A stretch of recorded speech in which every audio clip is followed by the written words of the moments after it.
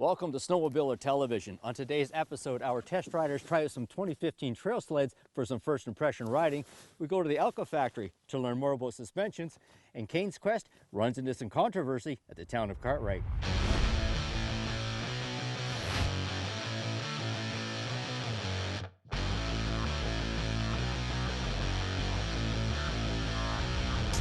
STV is sponsored by Yamaha, revs your heart. Kimpex, fueled by fun. And by Skidoo, never stop pushing.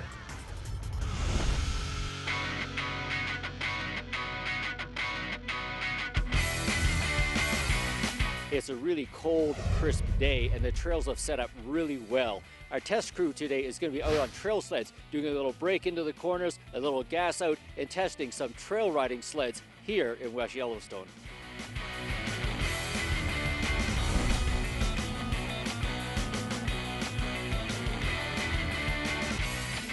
Arctic Cat ZRRR. It's a serious bump crashing machine.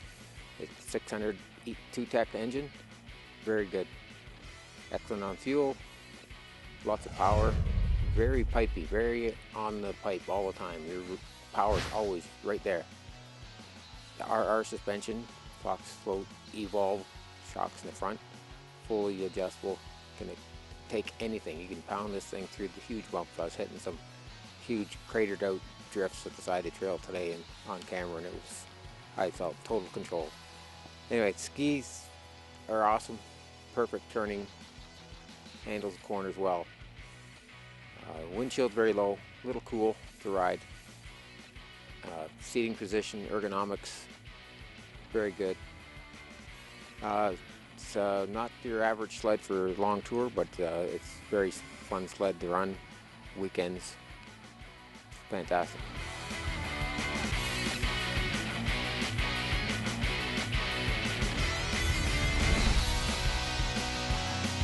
We're riding the 2015 Skidoo MX ZX 600 E-Tech today.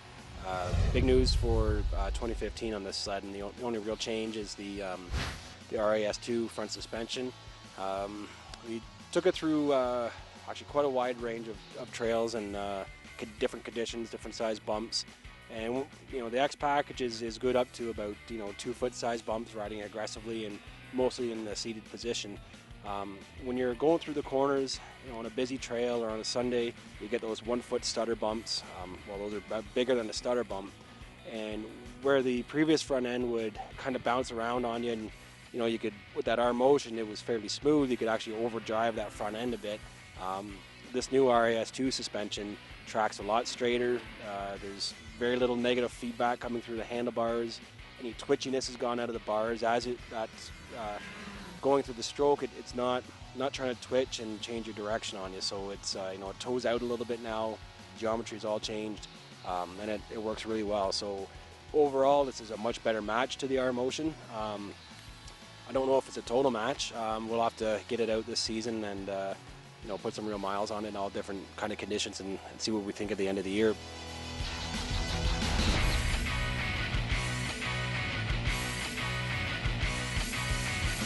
'15 Yamaha SR Viper 129-inch track. Yamaha 3-cylinder Genesis motor. So for 2015, no real changes by Yamaha, just a bit of fine-tuning on the with the motor and the fuel injection system, tuner skis up front, and really that's it. Bold new graphics, no real changes. We had the sled out today on the in the deep snow across the lake. It pulls like 65 miles an hour, so a little disappointing that way. Personally for me, the 600s were running in the mid-70s, so it was down about 10 miles an hour. But the sled, if you want a real planted sled on the trail, doesn't do anything strange now with the tuner skis. It's when you point it, it pretty well goes where you want it to go. This is the sled for you. The only thing I would really advise getting is it comes with a small kind of bikini style windshield.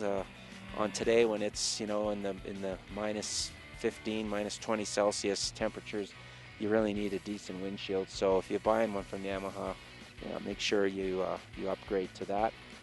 That said, the hand warmers did work really well, so I was happy with that. Braking is great, seating is great. The ergonomics are all Procross chassis, so great all-around machine and fun to ride.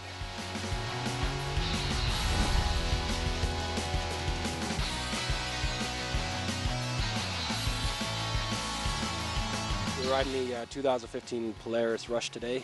This is in the new Axis chassis.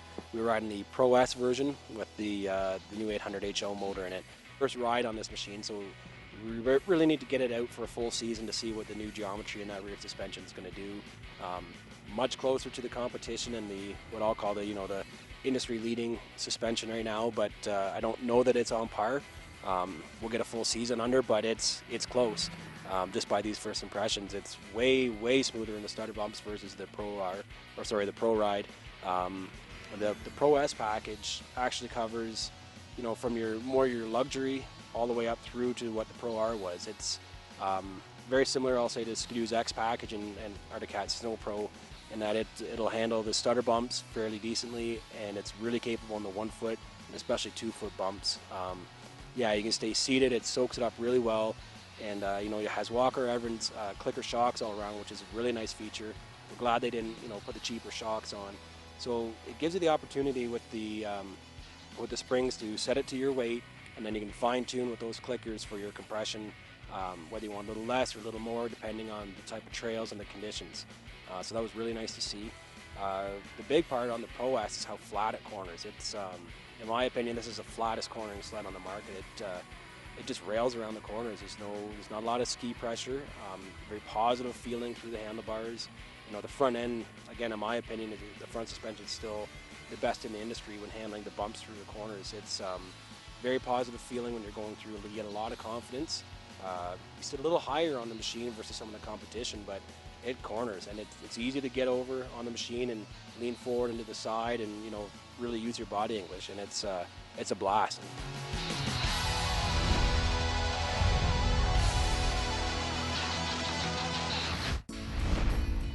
Many snowmobilers want the sled they currently own to handle and ride better. We toured the Alka factory facility to learn more about what they're working on for suspensions.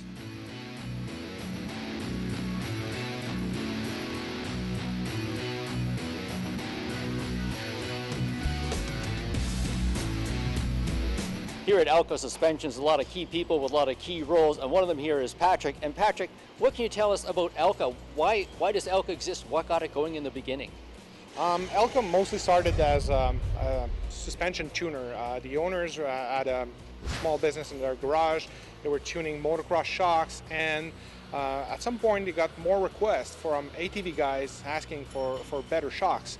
So they started manufacturing shocks for those guys, and it turned into Alka Suspension.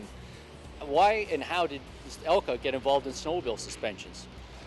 When the company started, being located there in Quebec, obviously there's 6 months of the years where we're covered in snow. So we tried our teeth on the snowmobile market, and back then it didn't work out quite well because the product was not properly engineered for snowmobile applications.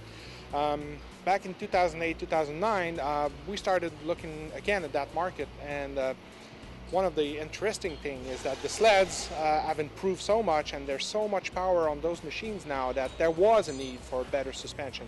Hence, we developed a specific shock, for snowmobiles application only. Snowmobile shocks are different than ATV and motorcycle shocks. What's the unique challenge in building a snowmobile shock?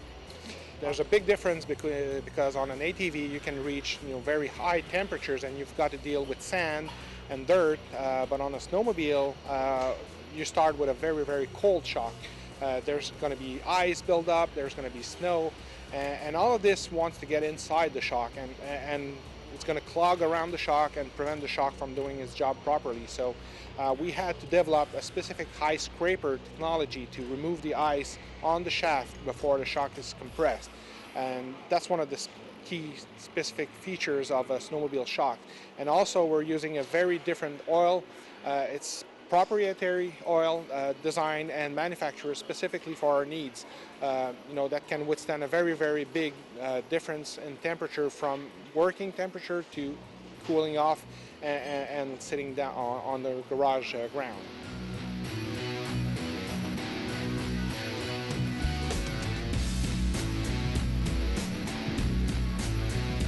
first thing we try and establish is what are their needs. Is it are they looking for comfort? Are they looking for better performance? Are they looking for something that's going to be able to handle more of an aggressive ride, something that's more catered to their comfort needs? So those are all questions that we ask the consumer to first determine what it is that they're looking for, so then we can move over and into the type of products that we offer. You're actually building this for each individual order. Absolutely. So every consumer that calls us, we go over all the different variables that there is. So the customer's weight is the first thing that we tackle. Second is the type of riding. So is it a more aggressive need? So then we'll look at different spring rates. Is it more for recreational need? Then we're looking at a completely different spring setup. Same thing with the internals. Then we're talking about valvings. So we have valvings that are more set for trail riding. We have valvings that is more set for cross-country racing, for free rides. So those are all variables that we take into consideration when manufacturing the shock. So that way the consumer is really going to be able to buy a product that is best suited for their needs. You're a former racer, so you have a lot of, you know a lot about suspensions, as does everybody here in the factory. So how do you bring that out into the promotions and the marketing aspect of Elka suspensions? I think it's a good connection between here in the shop and me on the field, because as a racer, I think I can help out with the engineer. We work together, and then when we're here in the shop, if I want something to be done, it's a little bit easier to, well, they listen to me a little bit more than if it was just someone that came out of nowhere and doesn't know about racing, I guess. But yeah, I think that's how I see it. I'm like the connection in between, in the field and in the shop. I think it makes it so much easier for the company because everybody here is so passionate either about racing, like motorcycle, just trail riding, any type of riding they can do and have suspension on it. I think they understand like how all the work, everything it takes like to get out there and do it. And they're just so passionate. They like everybody here knows what I'm doing. They know what their engineers are doing. Like everybody knows about everything, and I think it's just what makes it a great company because they're all so passionate about it.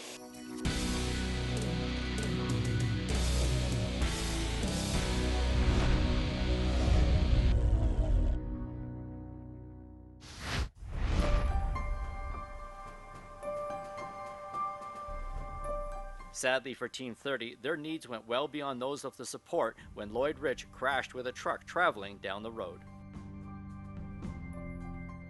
This morning we checked in and we decided after we checked in, we decided to rush off to get out to the open. But apparently what happened was there was a truck coming from different side direction, and as he was going through, they collided together on the left side. So my partner is in the clinic right now. He's being looked after, and he's going to be made back out to Goose Bay for X-rays check. They think it's bruised ribs or fractured, and then that's how it is. It's disappointing, but I'm glad that my partner is alive and is doing well. The makeshift tented checkpoint at Cartwright was a fuel stop as well, which lightened the load on the support teams who were lined up ready and waiting should they be needed. Well, we didn't have a lot of space. We lost our hotel here last year too far. It's not rebuilt, so we wanted to be close to the gas and close to the trails, a little bit of a safe spot. So we said, hey, we'll go traditional and whack up some Labrador tents and get her done. For some leaving late from Port Hope Simpson, the arrival at Cartwright would be a dark one, and looking at how the tents were blowing and frost crystallized the air, it was clear this would be one cold night for riders and for the local volunteers manning the fort with nothing but canvas between them and a harsh Labrador winter night. Oh yeah, well this morning we had the Canadian Rangers join us. They had an outing with Junior Rangers this past weekend, so they had their tents out. And they went and got them, broke them down for us this morning, brought them here, and there was a group, probably 6 or 7 of us, set them up, put the camp stoves in, warmed them up, put some tables and chairs, got our checkpoint materials together, and put up our signage, and that's what we got. We've been tracking the race in our little gas station all day, and we told residents of the community to probably be ready, 6, 7 o'clock, there could be racers. They've been troopers. A lot of the guys here have been here since like 6 o'clock this evening, and it is cold. I am awful excited. It's been a long evening. We've been here since 5 o'clock. It's like, what, 10 o'clock now here, around there. It's been a long evening, so we're awful excited. I'll probably be here all night, more than likely. Racing is never without controversy, and Kane's Quest is no different. Yeah, we had a couple protests being filed tonight, so we did our paperwork and the racers did theirs, and we sent it to Lab City and with the details, and they'll take it from there. And it was a little bit exciting first, and like I said, protests are not common, they say, so like I said, we'll be hospitable, and we did our protests and we sent them to Lab City, and they'll take it from there. As the race goes longer and intersects with more communities, questions over what trails are legal to run and who may be getting an unfair advantage versus those experiencing extra grief and time on the clock while trying to avoid the trail. This became a major point of conversation as teens grabbed the snack. I said to them, unless it's specified, unable to use, if a groomer's been on it. You know I'm going to convince me? No, but I said that at the racers meeting. You're going to convince me. All I'm telling you is, we sat there with a sat phone with a trail ahead of us. We said, has groomer been on it? We better phone. We phoned, but he said, do not use that trail. No, he said it's considered a groomed trail. Considered a groomed trail. We didn't consider There's a lack of consistency, unfortunately. So anyway, for us, it was like, put us in hell. We went to misery up in the rock. Let screws down over a cliff with ropes again. To get down out of it. You still was wicked? We've all gone through hell. We went through hell the first night. Yeah. Anyway. So I'm just telling you up front, if they don't act on this here, I'm going home. Right back to Goose Bay and you can fall right up. Just to be What is George? You gonna do anything without people use the road? Huh? You're not looking for that award? I don't want no award. Sportsmanship award? I told you we're getting You have my vote. Good. I hear there's lots of squabbling going on about the route we come in on. So I was here a week ago, Eldon, and that hadn't been tracked in. Okay. Okay. Because I just I don't care about people's, like, if you knock 3 hours off George's time for the trouble he went through to fix that up or whatever. I don't want my name rubbed in mud here over this, because it's not like I was trying to shortcut anything. I physically was here a week ago, and the checkpoint official can vouch for that. Okay, no, that's cool. Perfect. Yeah, no, that's great. That's the best way to handle it. Awesome. George will be happy. Okay, thanks. Leaving Cartwright was the end of the new South Coast section of the race, but one thing is for sure, the South Coast communities won't be forgotten.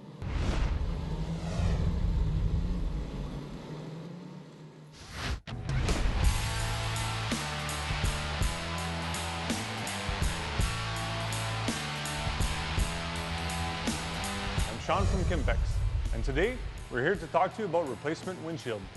Let's say you're riding down the trail and you get hit by a rock, or you're a little cold and you want a replacement taller windshield. We've got your sled covered. From the 2015 models to the early 1960s models, we've got it for you. We are cost-saving options, but we're made to OEM specs.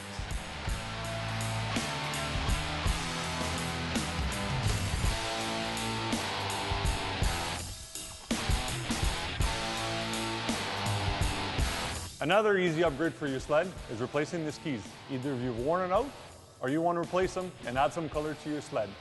We have the Aero 2 ski available for you. Twin keel, so it's good for better cornering. Also, replacement handles, so you can put the color of your choice to match your sled. The ski is made of UHM VW, so it doesn't break and won't torque. Available in 2 different colors, black or white. Another option for replacement skis is the Stealth ski, made by Kimpex. Offers you more control without darting, erases the blade tracks in the snow. It is lightweight, indestructible UHM VW plastic construction. There's 3 different width options, from 48 inches to 51 inches. The state-of-the-art high-performance design is compatible with all snowmobile makes. It's light, aerodynamic handles, offered in different colors. It's easier reverse due to the rear ski design. There's new technology with patent pending. The Stealth ski is designed to have 2 blades, one higher one and one shorter one. It helps the cornering and helps the handling in the trails.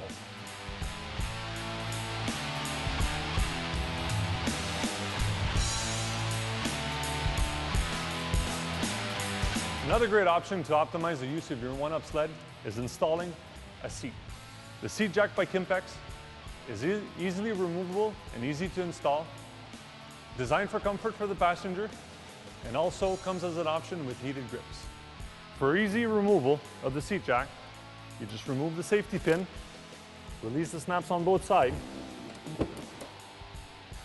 and it's easy as 1, 2, 3. To find out how to customize your sled, visit your local Kimpex dealer or online and use our search by ride option.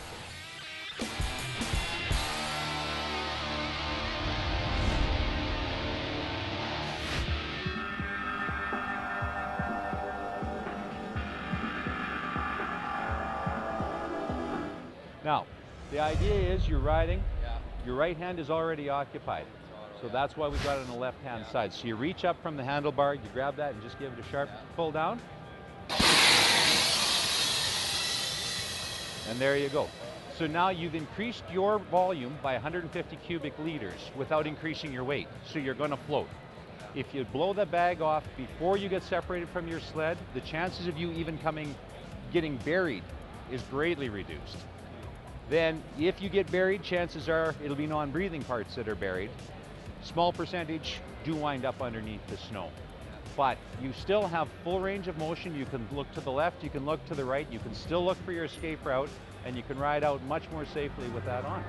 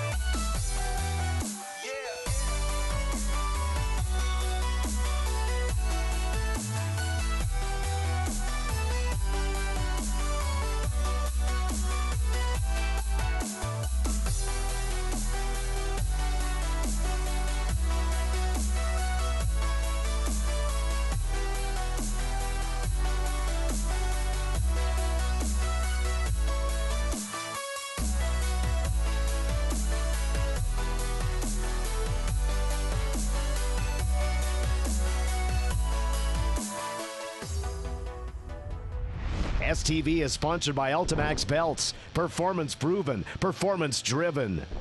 Triton Trailers, the difference is in the details. And by CKX, wear your passion. On next week's show, we head out for a tour of the Abitibi region in Quebec. Kimpex shows us the latest track system for quads, and we sit down for an interview with legendary racer Yvonne Duhamel. We love to hear from you, so email me, phil@snowmobilertv.com, and be sure to visit our STV website for our online videos. Thanks for watching. We'll see you on the snow next week.